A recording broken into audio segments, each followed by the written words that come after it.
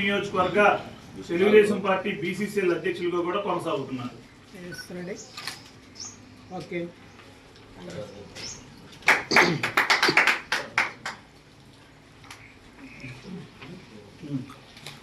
Are Krishnaiah జాతీయ BC సంక్షేమ సంఘం గన్నవరం నియోజకవర్గ అధ్యక్షులుగా శ్రీ తాటిపాముల నాగయ్య ఋషి గారిని నియమిస్తూ ఈ నియామక పత్రాన్ని అందుకోవాల్సిందిగా కోరుతున్నాం.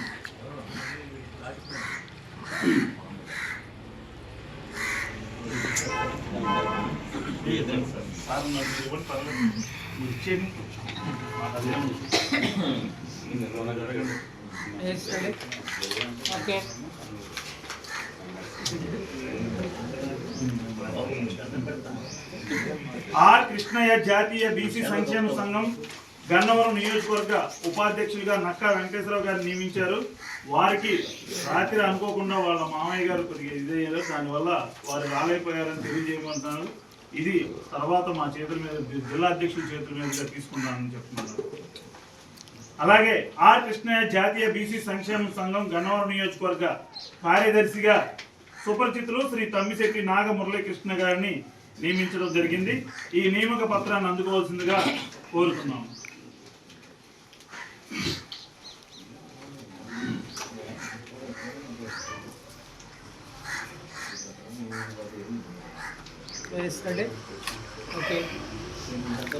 ఆర్ కృష్ణయ్య జాతీయ బీసీ సంక్షేమ సంఘం గన్నవరం నియోజకవర్గ కార్మిక విభాగ అధ్యక్షులుగా శ్రీ కుప్పాల శ్రీనివాసరావు గారిని నియమిస్తూ ఈ నియామక పత్రాన్ని జిల్లా అధ్యక్షులు అలాగే రాష్ట్ర అధ్యక్షులు మన చైర్మన్ గారు చేతుల మీదుగా అలాగే కార్మిక అధ్యక్షుల చేతుల మీదుగా తీసుకోవాల్సిందిగా కోరడమైనది.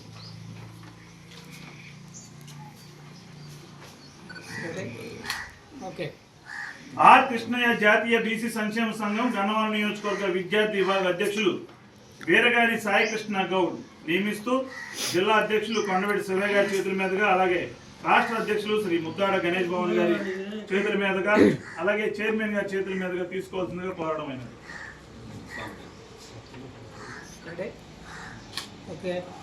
ఆర్ కృష్ణయ్య జాతీయ బీసీ సంక్షేమ సంఘం గన్నవరం నియోజకవర్గ సేవాదల్ అధ్యక్షులుగా కటారి పవన్ కుమార్ గారిని నియమిస్తూ ఈ నియామక పత్రాన్ని జిల్లా అధ్యక్షులు అలాగే రాష్ట్ర అధ్యక్షులు మన చైర్మన్ గారు అలాగే పశ్చిమ గోదావరి జిల్లా అధ్యక్షులు చేతుల మీదుగా తీసుకోవాల్సిందో కోరుతున్నాం.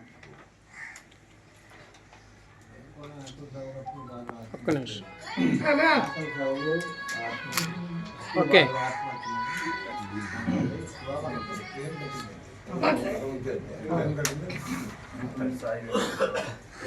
ఆర్ కృష్ణయ్య జాతీయ బీసీ సంక్షేమ సంఘం రాష్ట్ర సోషల్ మీడియా కన్వీనర్గా హుస్సేన్ నాగప్రసాద్ అంటే నేనే.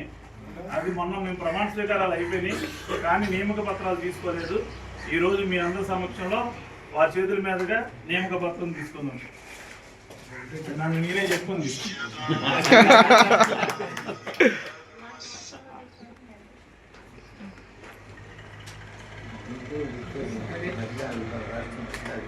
ఓకే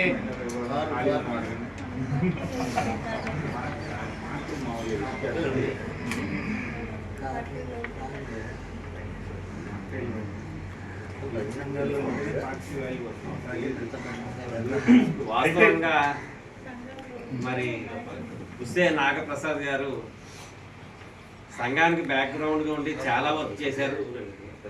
అంటే ఇవాళ కాదు, గత 4 సంవత్సరాల నుంచి కూడా కొన్ని విషయాల్లో ఆయన ముందుండి మరి మాకు బ్యాక్ బోన్గా నిలబడి ఆయన ఎన్నో కార్యక్రమాలు చేసుకుంటూ మరి వారికి బాధ్యతలు అప్పచెప్తామంటే 4 సంవత్సరాలు టైం తీసుకున్నారంట. అంటే బీసీ సంఘం అంటే పనిచేసే వాళ్ళకి కష్టపడే వాళ్ళకి మనందరినీ కలుపుకెళ్ళే వాళ్ళకి ఈ యొక్క పదవులు ఇస్తాం.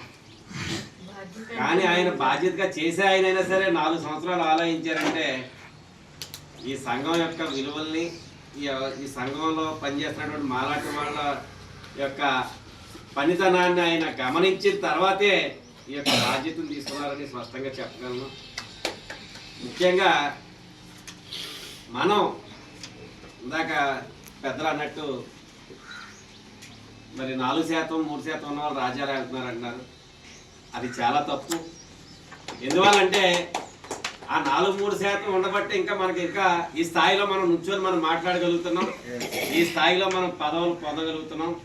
కానీ ఎప్పుడైతే మనం ఏ పార్టీలో అయితే పనిచేస్తున్నామో అక్కడ ఉన్నటువంటి నాయకుల్ని మనం మచ్చిక చేసుకొని మనకి రావాల్సినటువంటి వాటా ఏదైతే ఉందో వాళ్ళ ద్వారా మనం రప్పించుకున్న రాజునే మనకు నిజమైనటువంటి స్వతంత్రం వస్తుందని ఈ సందర్భంగా తెలియజేస్తూ ఉన్నాను. ఎందుకంటే ప్రతి వ్యక్తి కూడా ఈ రోజు అంతా బిజీ షెడ్యూల్ ఎవరు కూడా.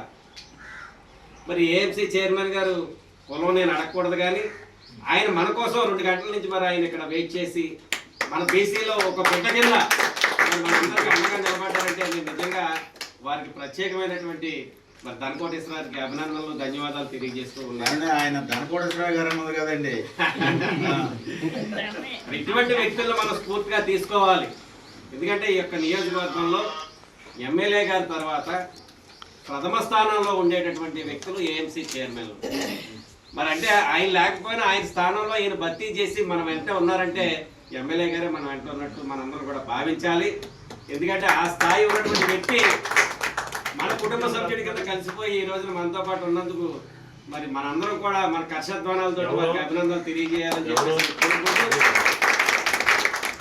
రానున్న రోజుల్లో ఎవరు ఏ పార్టీలో ఉన్నా సరే మీ పార్టీలో మీ నాయకుల ద్వారా మరి మంచి పనులు మనకు రావాల్సినటువంటి రిజర్వేషన్లు పోరాడితేనే కానీ రావు, కానీ కొన్ని దుక్కులు పోరాడితే పోతాయనేటువంటి విషయాన్ని కూడా మనం గమనించాలి. మనం కొన్ని దుక్కుల లాజిక్ గా మనం రాబెట్టుకోవాలి, కొన్ని దుక్కులు మనం పోరాటం చేయాలి. 2 బేస్ చేసుకొని వెళ్తేనే మనం రైలు వెళ్ళాలంటే 2 ట్రాక్లు ఉంటేనే వెళ్తుంది, 1 ట్రాక్ మీద వెళ్ళదు కదా. అలాగే మనం 2 బేస్ చేసుకొని వెళ్ళగలిగితేనే మనం రాజ్యాధికారం సాధించగలం. ఒక పక్క మరి ఈ యొక్క స్థానిక సంస్థల రిజర్వేషన్ల కోసం ఇందాక నేను మాట్లాడాను. ఈ యొక్క స్థానిక సంస్థల రిజర్వేషన్లో 1982లో ఎన్టీ రామారావు గారు మరి పార్టీ స్థాపించినప్పుడు అప్పటికే మరి ఆర్ కృష్ణయ్య గారు స్థానిక సంస్థల్లో రిజర్వేషన్లు పెట్టమని పోరాటం చేయడం మొదలైంది.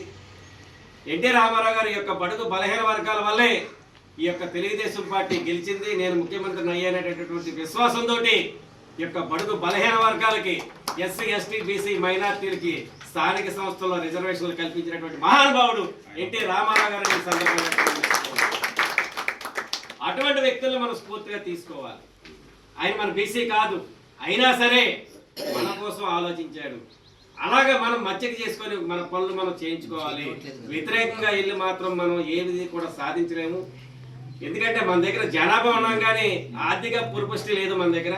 మనం ఆర్థికంగా బలపడాలంటే ముందు మనం ఎదుటి వ్యక్తి నుంచి మనం మార్పులు తీసుకోవాలి. మార్పులు తీసుకున్న రోజున వాళ్ళు కాంట్రాక్ట్స్లోను అలాగే ఏదైనా నామినేటెడ్ పదవుల్లోనూ మనకి పై స్థానం కల్పిస్తారు. మనం వాళ్ళు వ్యతిరేకిస్తే వెళ్తే మనం దూరం పెడుతూ ఉంటారు. కాబట్టి అటువంటి వెళ్లకుండా మనం రానున్న రోజుల్లో చక్కగా ఏ పార్టీ అధికారంలో ఉంటే ఆ పార్టీలో ఉన్నటువంటి నాయకులు వాళ్ళ పై నాయకులకు గౌరవించుకుంటూ మన హక్కులను మనం కాపాడుకోవాలని ఈ సభ ద్వారా నేను తెలియజేసుకుంటూ, మరి ఈ సమావేశానికి మరి అధ్యక్షత వహించినటువంటి బుస్సే నాగప్రసాద్ గారికి మరి ప్రత్యేకమైనటువంటి ధన్యవాదాలు తెలియజేయాలి. ఎందువల్లంటే నేను ఆయన ప్రమాణ స్వీకారం చేసి వచ్చిన తర్వాత 4 రోజుల నుంచి లైట్గా తినేస్తాను. మీ కృష్ణా జిల్లా ఇస్తే నేను మళ్ళీ గుంటూరు జిల్లాకి వెళ్ళిపోవాలి, ఎన్టీఆర్ జిల్లాకి వెళ్ళాలి, లేకపోతే పల్నాడు జిల్లాకి వెళ్ళాలి. మీరు అర్జెంటుగా నాకు ఇక్కడ ఏర్పాటు చేయండి అంటే ఆయన పాప రాత్రి పగలు కష్టపడి ఒక రేస్ కుర్రాన్ని మాకు అప్పచెప్పారండి ఆయన శివయ్య గారిని. రేస్ కుర్రానే మరి ఇందాక వారితోటి మరి మాజీ శాసన మండలి సభ్యులు మరి తెలుగుదేశం పార్టీ ప్రభుత్వ విప్పు మాజీ అంగల రామ్మోహన్ రావు గారితో మరి అభినందనలు తెలియజేయించాను. మరి అదేవిధంగా జిల్లా పరిషత్ మాజీ చైర్మన్, మాజీ శాసన మండలి సభ్యులు, మాజీ TTD board member Meka Sesha Babu గారితో కూడా మరి శివయ్య గారికి అభినందనలు తెలియజేయించాను. వచ్చిన వెంటనే నేను చేసిన పని అయితే బట్టి కాదు. శివయ్య గారు మీ వెనకాల సంఘం అంతా ఉంటుంది, మీరు దూసుకొని వెళ్ళిపోండి, అందరినీ కలుపుకొని వెళ్ళండి. దయచేసి ఎవరిని విభేదించొద్దు. మనకి ఈ యొక్క కృష్ణా జిల్లాలో విడిపోయిన తర్వాత 52 బీసీ కులాలు ఉన్నాయి.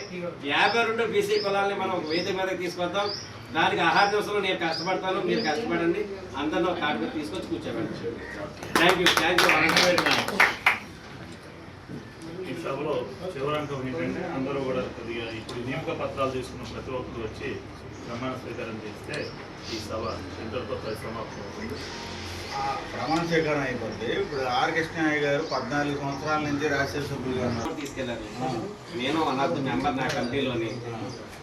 మోదీ గారు ఏమన్నారంటే, మీరు పోరాటం చేయండి, నాకు వినతి పత్రాలు ఇచ్చినంత మాత్రం నేనేమి చేయలేను, మీరు పోరాటం చేయండి, గ్రామ స్థాయిలోకి వెళ్ళి మీరు పోరాటం చేస్తే వాళ్ళు ఈ డిమాండ్ ఉంది కాబట్టి నేను అమలు చేస్తానని నేను చెప్పుకోగలను, లేదంటే ఒక బీసీగా నేను మీకు సపోర్ట్ చేయలేను అని స్పష్టంగా చెప్పాడు. దీంట్లో ప్రాబ్లం ఎక్కడ వస్తుందంటే, మనం ఏంటంటే మనకు రావాల్సింది మనం తీసుకోవట్లేదు. 72% ఉంది తమిళనాడు, 69, 72 కర్ణాటక, మనకి 80% బీహార్ ఉంది. మనకెంత ఉందండి? మనకి 50% ఉంది. 52 ఇక్కడ ఇచ్చేది కాదు 50%, అందులో కూడా మనకి ఇచ్చేది 24. మరి అది అవ్వట్లేదు. కానీ ఇక్కడ ఏం చేస్తున్నారంటే వేరే కులాలను కూడా బీసీలో కలుపుతున్నారు. అవునండి, అవును. దానికి ఎవరు అడ్డుకట్టేసేది? అడ్డుకట్ట మనం వీళ్ళు ఇష్టమేనా? ఇప్పుడు పైకి నుండి నేను బీసీ ఇచ్చేస్తా, నీకు నేను బీసీలో గెలిపేస్తా అంటున్నాడు. ఉన్న బీసీలు ఎంతమంది, ఇంత మటుకి 70 సంవత్సరాలు అయింది, ఇంత మటుకి బీసీలు ఎంతమందో చెప్పాలా ఇండియాలో? మీరు చెప్పినట్టే రిజర్వేషన్ 80% రాలా, కొత్త వాళ్ళని తీసుకొచ్చి ఇదే 40లో దూరుస్తున్నాడు. అసలు దీనికి మనం మన గురించి మనం కాదు, అట్లా ఎవరిని అడిగి మాటించారు? అలాంటి వాటి మీద పోరాడాలి కదా. కనీసం కొత్త వాళ్ళని నువ్వు జాయిన్ చేసావు, మనం పెంచాలి కదా, దానికోసం పోరాటం అని చెప్పండి. అలాగే అంటే వాస్తవంగా ఈ రాష్ట్ర బాధ్యత నాకు అప్పచెప్పారు కాబట్టి మీ సూచనలు నేను పాటిస్తాను. ఈ రాష్ట్రం అంతా కూడా మీరు చెప్పిన మాట చాలా బాగా నచ్చింది. 4% ఉన్నారు అని మనం అడగకూడదు. అసలు ఆ 4% వాళ్ళు ఏం చేశారు నేను చెప్తా. వీకేఆర్ కాలేజీ ఎవరు కట్టించారు? 4% కట్టించారు. గంకిపూడి గవర్నమెంట్ హాస్పిటల్ ల్యాండ్ ఎవరు ఇచ్చారు? 4% వాళ్ళు ఇచ్చారు. ఏ దేవాలయ కృష్ణా జిల్లా ఎక్కువ 4% ప్రభావితం ఎక్కువ. మనం వేరే జిల్లాకి వెళ్ళారనుకోండి, మన బీసీలు ఉన్నారు, గుంటూరు జిల్లాలో ఉన్నారు, ఇలాగ కట్టించిన వాళ్ళు ఉన్నారు, చింతకింద కాలేజీ చాలా ఉన్నాయి. సామాజిక మనం 4% విమర్శించకూడదు. సామాజిక అంటే ఈ ఏరియాలో వాళ్ళు తప్పలే.